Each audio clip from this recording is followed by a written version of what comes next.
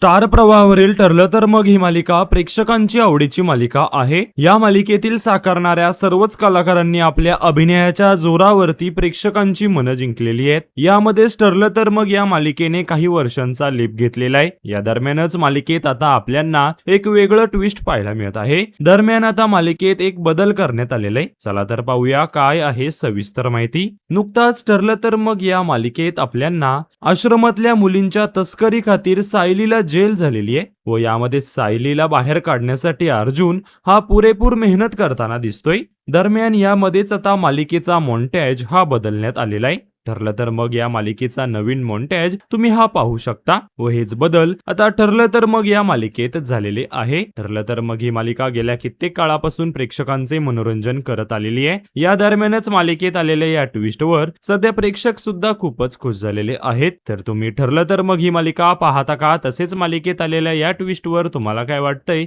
आम्हाला कमेंट्स मध्ये नक्कीच सांगा।